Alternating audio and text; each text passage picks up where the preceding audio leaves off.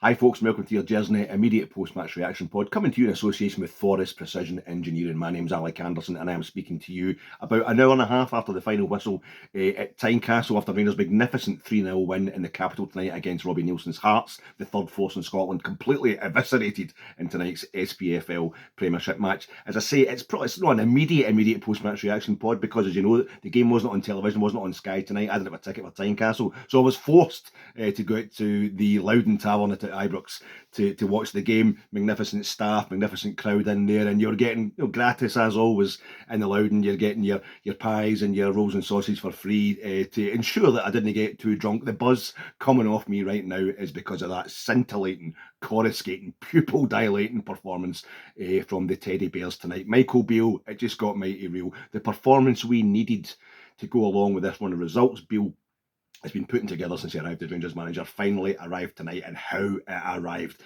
The intensity, the focus, the pace, the tempo, fantastic. Everything we've been wanting. I don't just think under Michael Beale, domestically under Gio, I don't think it's ever arrived. And even towards the tail end of Steven Gerrard's reign, it's so long since we've seen a performance like this. Maybe that's what's making me think that opening quarter of an hour tonight, I don't think I've seen an opening 15 minutes from Rangers domestically like that since we won the league at Rugby Park in 2011 under Sir Walter.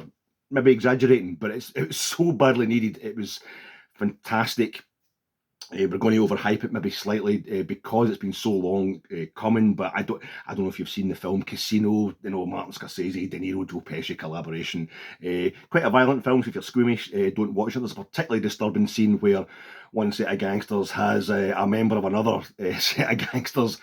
They have his head in a vice and they're squashing his skull.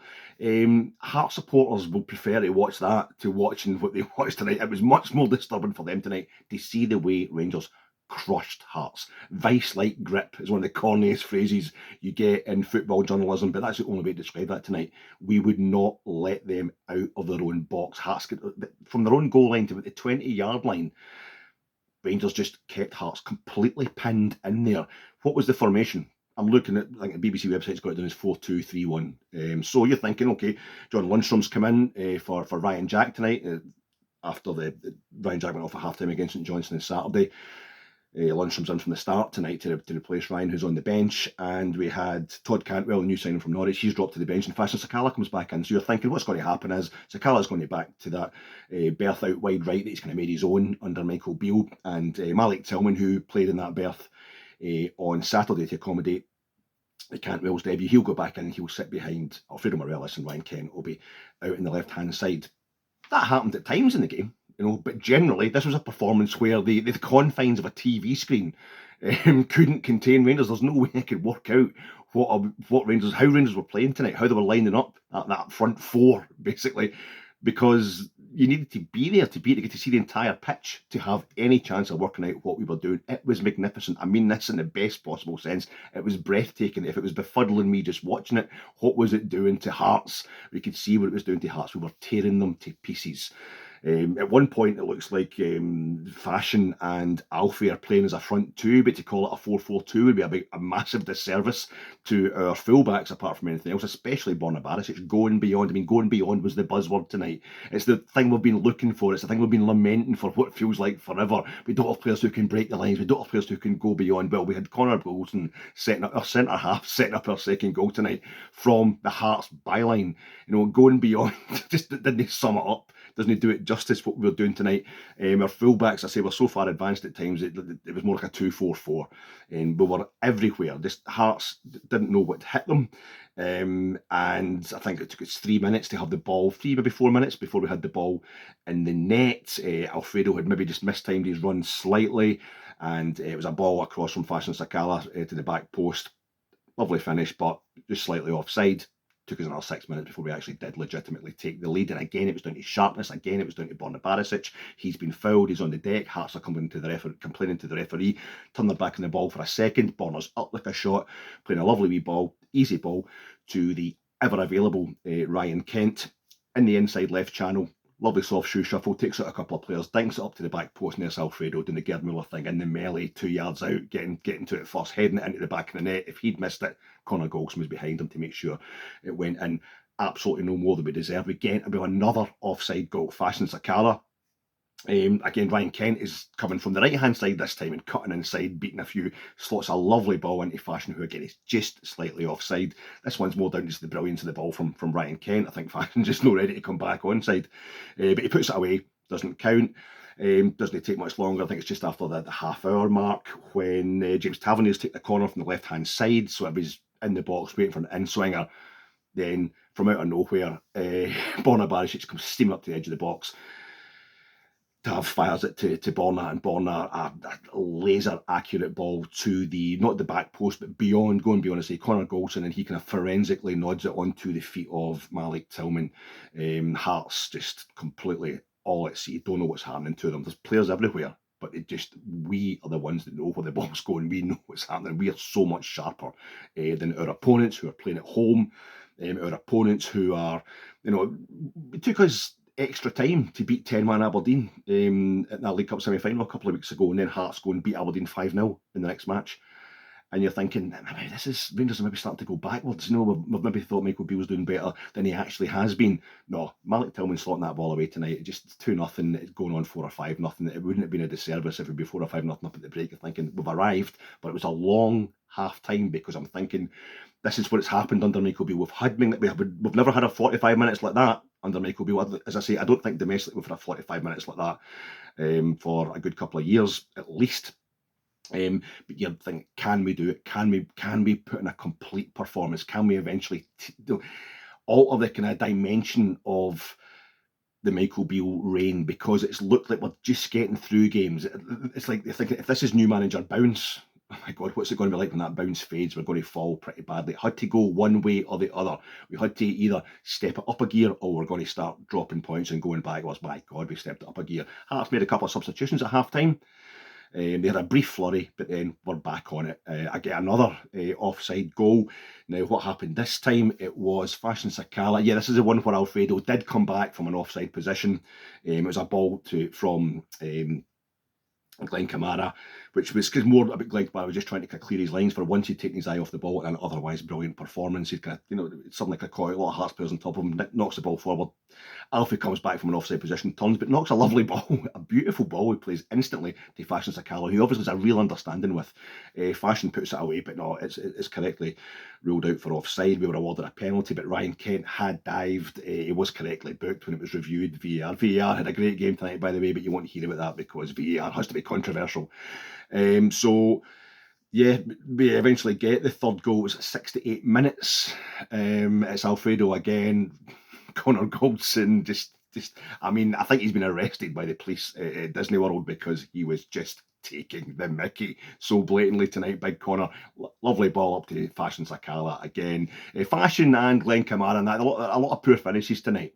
And mistimed runs slightly, but that was the only thing that was wrong tonight. The execution, the very final ball, the ball into the back of the net, or the timing of runs forward. And the reason we could complain about that was because it was been shown in such stark relief, because the amount of ammunition our front players were getting tonight was absolutely breathtaking. The only thing you could complain about was the finishing. But at this point, Fashion, who had a great game without being perfect, he plays a lovely ball, a beautiful ball to the back post for Alfie. Goes to a review, VAR, but yeah, finally, it's 3-0, and that's 68 minutes. The game is done. Finally, we have that feeling of being completely relaxed about the result and completely happy with the performance. Made a few substitutions at that point. I think maybe kind of 75 minutes or so, 72 minutes or something like that. We took off Alfie, we took off Ryan Kent, we took off, who else had been playing really well? Fashion Sakala, anyway.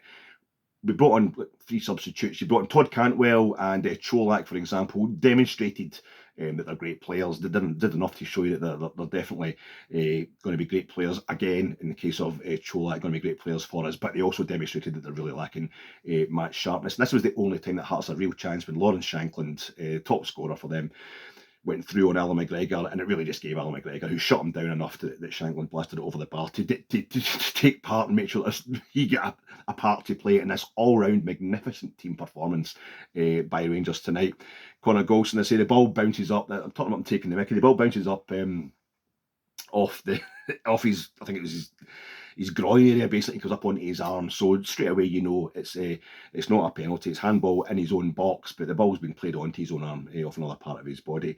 So the Hearts players are kind of protesting. Big Connor, their right-sided centre half, advances up the left wing and plays a 1-2 with Cantwell. Next time, Connor Golson is in the Hearts box having a shot saved at point blank range by Xander Clark, who had a good game tonight. Another reason that the score was kept down. But that final, so what's that, 68 minutes, we go 3-0 up, and it was, I think it was about 7 minutes of injury time, so it was a good half hour for us to sit back tonight and just watch that game with a pie or with a rolling sausage in the Loudon or whatever, and just enjoy Rangers being magnificent again. Absolutely a proper performance. I have to, the thing that stuck out for me, as I said, I can't get my head around what we're doing up front in the best possible way. It was such a kind of blur, just a kind of miasma of attacking intent. Players were just, there was no fixed position. It was fantastic to watch. And you saw in that the difference between Michael Beale, his own man, and Michael Beale under Steven Gerrard. Really, you couldn't tell what Rangers players where they were supposed to be tonight, what the starting positions were supposed to be. They were just everywhere, and it was breathtaking. But the thing that you couldn't fail to see was Glenn Kamara and John Lundstrom. Every time the ball, Hearts managed to sclaff the ball out, get it out of their own box, managed to clear it for a second, and they're looking for some sort of relief to give themselves a break. Lundstrom and Kamara were on top of it straight away and firing it straight back in to the middle of that vice, if you like, to keep crushing Hearts. It was relentless. They weren't a lot of pressure. They weren't like a safety valve as such. They were more like a pressure valve for Hearts. Those two are sitting two midfielders, and I think credit to Michael Beale. And me, I've worried about Michael Beale's press conferences. I've worried about the statements he's made. I thought all this talk he's had about making sure the player, he wanted two players for every position, kind of staring at each other in the face to fight for that position. I thought that sounded a bit corny, and I was a bit worried about that, how that would actually go down the dressing room. He was talking about Adam Devine, pushing the captain for his place, and I thought that was maybe a bit disrespectful, and it could be, it could have a kind of a negative effect. But he's signed two players in this transfer window, neither of whom started the game tonight. One of whom is, Raskin is still getting his paperwork in order, probably getting his work permit sorted out. And that midfield, I mean, every time a new manager takes over, we've got three managers in the last kind of 2 years, and guys at my age will know that every time a new manager takes over, there's a new manager bounce, and the team starts playing well, and there'll always be the cynic in the whatever part of Ibrox you sit. There's always somebody who, the minute the team start playing well, who will shout out, "Aye, you've got that last manager sacked. How come you couldn't play like that under him? You're embarrassing yourself." That never really happened under Beale, because you could see that he was just managing to up the performance slightly from what they've been playing like under Gio. Well, tonight was that moment. Tonight, I mean, I know John Lundstrom's been injured, carrying an injury. I thought Glenn Kamara personally was man of the match against St Johnstone, but I didn't shout about it because nobody was really deserving of the man of the match accolade on Saturday. It was a really kind of bad, a kind of lacklustre performance against the Sainties on Saturday at Ibrox.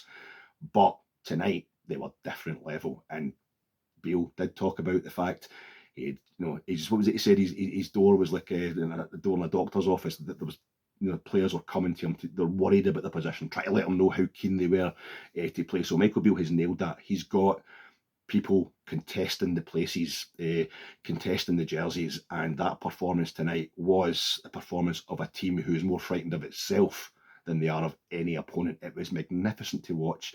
Well done, everybody. And surely, with Ross County, no disrespect to them, but they're nothing like the level Hearts are at. With them coming to Ibrox on Saturday, we've got Partick Thistle in the cup. There's a chance here to really bed everybody in, get a few comfortable scorelines and positive performances under the belt, and increase the feeling that started tonight is that Rangers under Michael Beale have finally arrived, and we can now take it to the next level. Listen, guys, that's more than enough from me. I will be back on Friday night. I'll be hosting a preview pod on Friday night. Myself and Mr. Stuart Weir will be previewing the Ross County match on Saturday, but we'll also be reviewing tonight's game in more detail, if I've not given it too much detail already. But sorry, it was just such great fun. So thanks for watching, and we'll see you then. Cheers, guys.